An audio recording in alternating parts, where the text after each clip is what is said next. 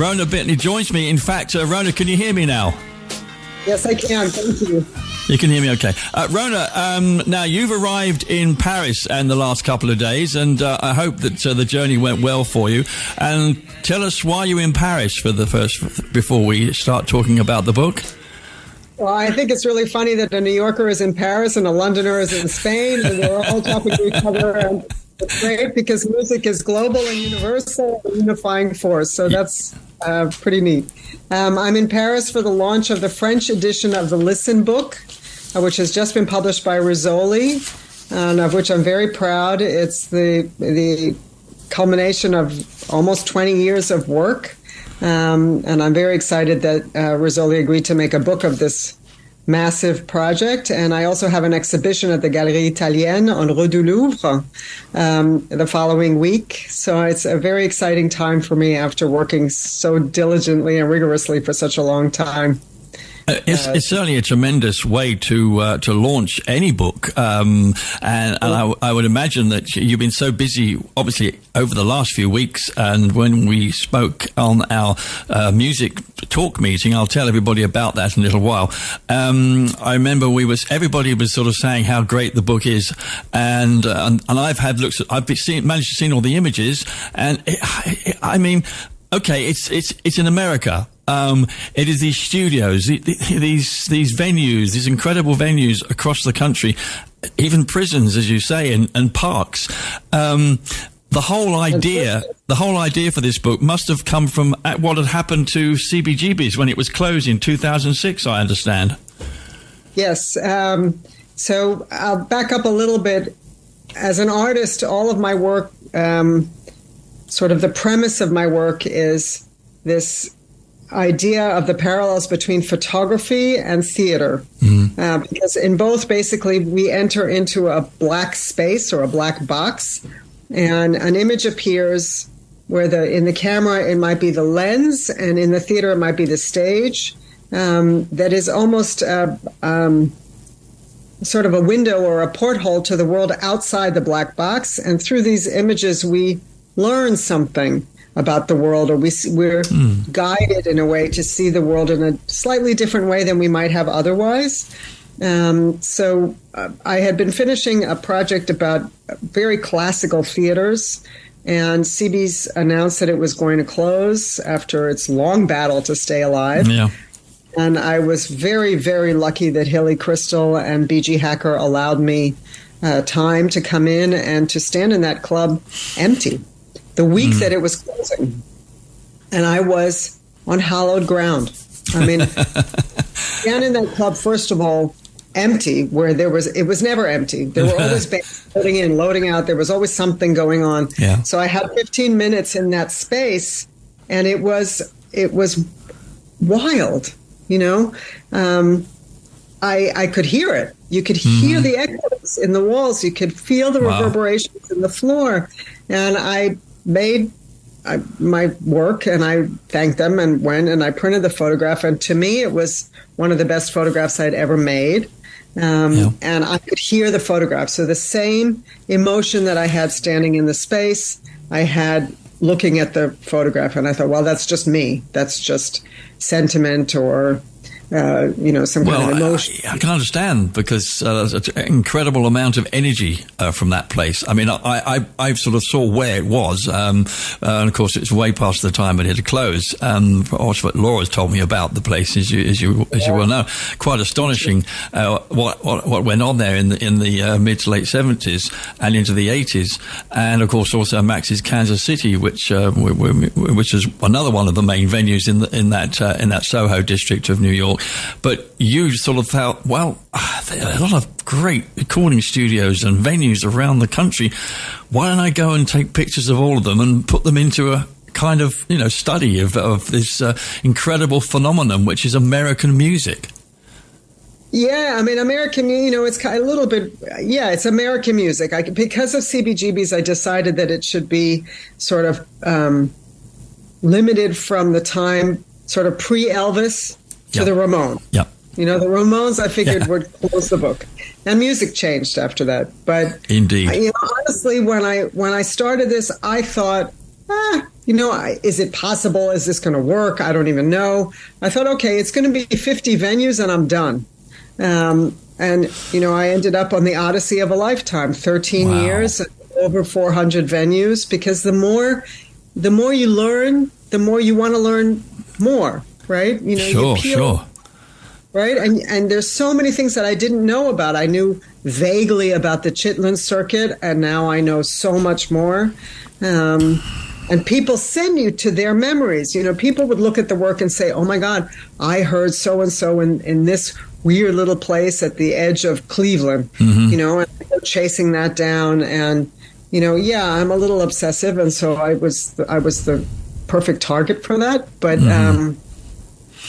it was the time of my life. It really was. Well, it took up over a decade to put this together, and so it's a life's work, I suppose you could say, in many respects. Although you've done other things as well, but it was, you were totally dedicated to it, obviously. I was obsessed. I mean, eating, breathing, sleeping. My friends, bless them all, they put up with me through all of this. It was all I talked about. Well, that's inevitable, I would imagine. I mean, the thing is that when you have a project of this magnitude, that anything else is just superfluous. You just sort of get through the days, and you're concentrating on what you want to concentrate on, and whether you're talking, somebody may be talking to you, and I said, Rhona, do you hear what it said? No, I'm trying to think of that kind of thing was going on. I imagine quite a lot. Absolutely. So when this when this sort of project started, as I said, I was looking at some comments here about the fact that you created the decision to write the book after that announcement of CBGB's going, and then of course in the book itself, you talk about these amazing recording studios and venues across America. I mean, Electric Lady Studios in New York, of course, famous. It was put together by Jimi Hendrix, and he managed to record, I think, a couple of songs, and then a few weeks later he was dead. Yeah. But that name, Electric Lady Studio, has lived on, and it still is a huge presence in the music sort of Hall of Fame, I suppose you can say. And the one that I was very interested in was Fame Recording Studios, which is now Muscle Shoals in Alabama. I mean, that place, the music that's come out of there is just phenomenal. It's mind-blowing. I mean, it's near Muscle Shoals. Muscle Shoals Sound is a different building. It's a different...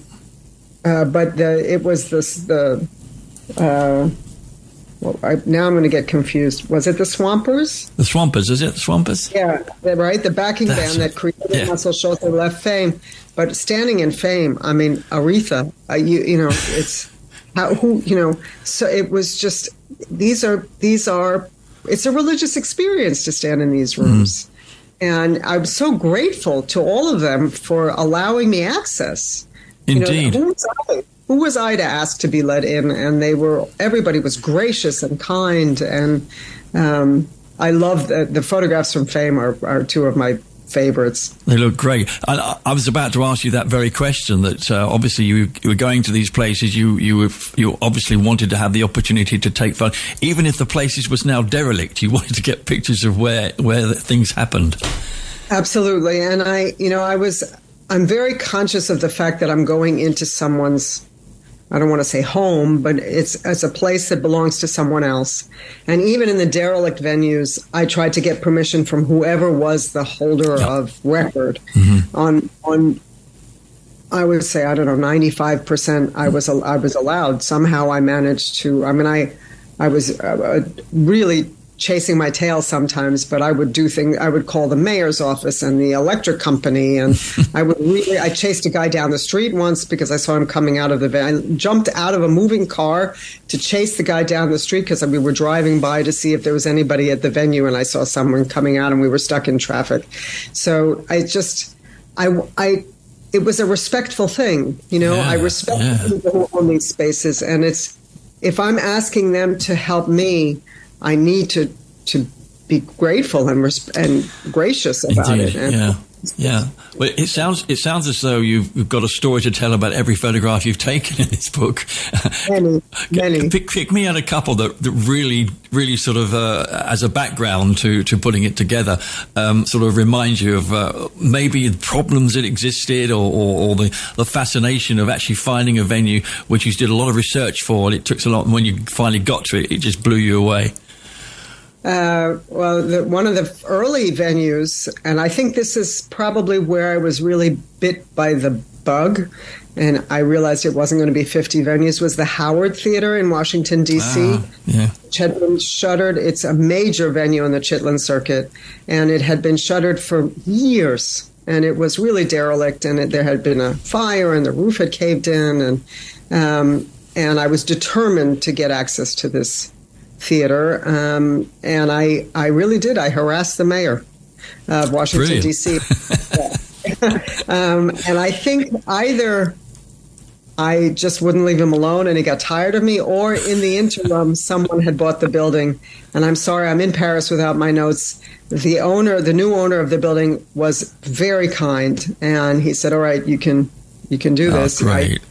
A release for my safety, and the building was totally padlocked and fenced off, and he met me there. He told me there was no electricity. I came.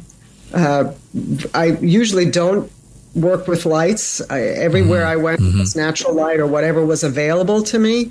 Now, on rare occasions, I would bring lights with a generator on some of these abandoned buildings. But in this case, he had told me that there was a bar across the street that I could plug into their generator. So here I am with these two rinky-dink lights and the longest extension cord I could find at Home Depot. And we go in there. I have tarps for all the equipment because he told me it was, a mess. And my assistant Gary is running out the front door with the extension cord across the street. We were duct taping the extension cord to the street itself. Wow. Into the adjacent building, downstairs plugging it in, comes back up that it's plugged in, turn on the lights, and I start going. And I was in there, I don't know, probably for an hour or two. And in the meantime, I had no idea this was going on. A crowd had assembled because they had this thing. And the police came. There was a whole to-do going on. I was unaware of it all. Gary was outside trying to do something, keep everybody away. And by the time I was finished, they were all gone. So I never saw it. But, the dressing room walls behind the stage, Ella Fitzgerald, Ray Charles, Duke Ellington, it was mind-blowing. Astonishing. So, yeah. And you really must have come away from that thinking, that was worth every moment of energy that I put into it to get those pictures. I came away from there knowing that was why I became a photographer. Well done. That's fantastic. Yeah, I mean, you can understand because doing any kind of photography, and I tell you that Laura and I have been taking pictures around Estepona of trees, and because they've been doing this reconstruction work in the main Avenida de España, those are people who live around here know about it. And they have trees on the ground, and we've been taking these pictures, and making them black and white. And we're really into the black and white sort of look of the images of around town. And I was sitting in a cafe, and I was looking up, and I saw this tree, and it sort of kind of fitted into the buildings. And I took a picture, and I framed it. Yeah, framed it. You can spend your life photographing one tree. Yeah. And you'll always discover something, from the leaves to the branches to the roots. There's so much out there to discover if you just stop and look. Absolutely. If you've just joined us, we're talking with Rhona Bitner, who's written amazing... Well, she's not written. She's written and she's photographed. I haven't written. I didn't write. There's only one sentence of mine in that book. Really? Okay. It's the photography we're talking about here. The book is called Listen. And, Rhona, you're in Paris. You're obviously sort of doing the launches there. You've got this exhibition of your photography. Have you given any thought, just at this moment, to say, have you given any thought to maybe doing another country's musical history, like the United Kingdom? But I would imagine a lot of the places that you think might be there are no longer there. It would probably take, it wouldn't take you 13 years, but I can think of a few places that are worth going to see, but not as many as you have in the United States, that's for sure.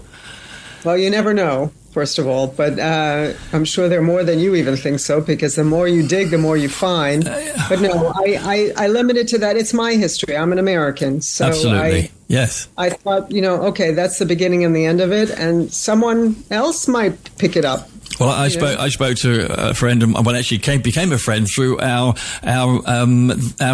sort of meetings that we have on a weekend, which was started during the pandemic.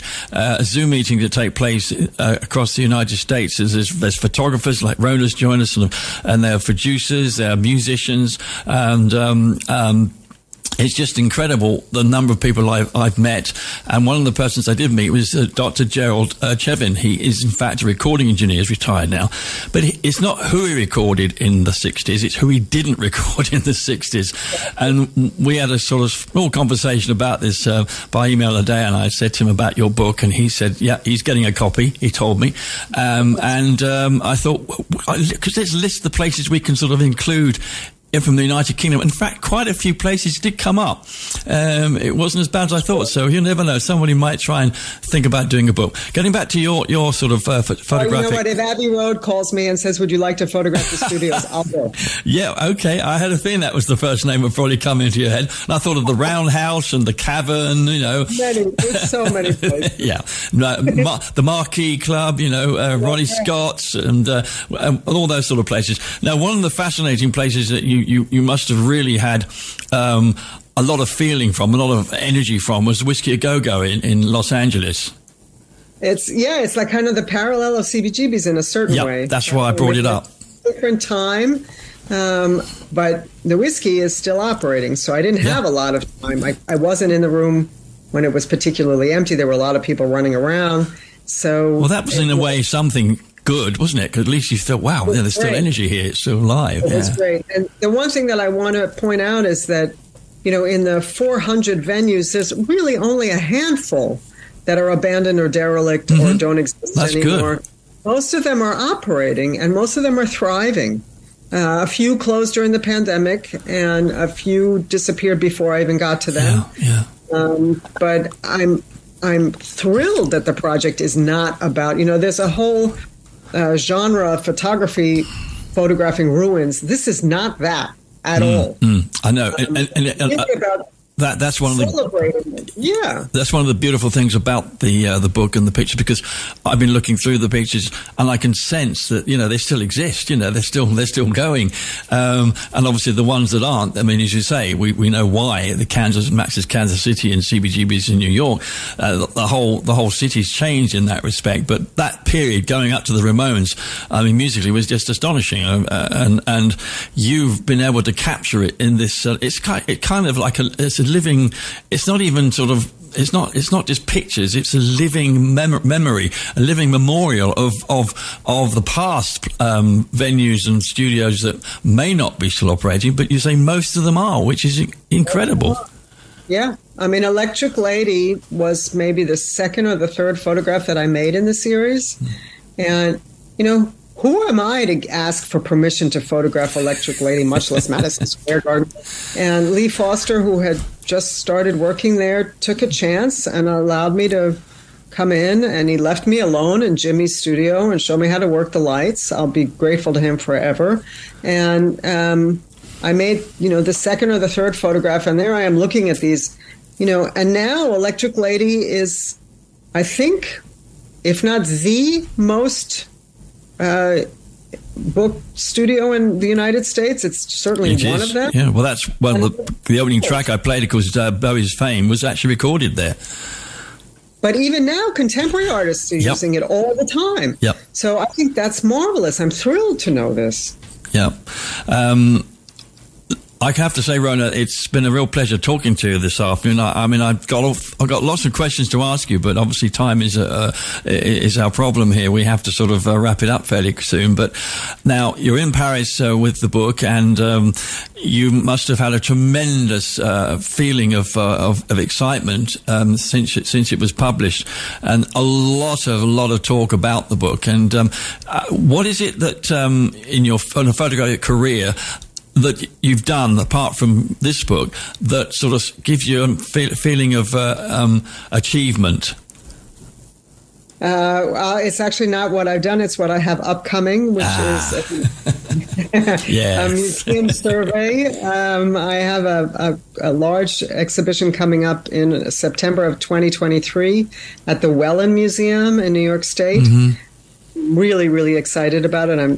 I just can't wait. You're a busy lady, aren't you? I hope.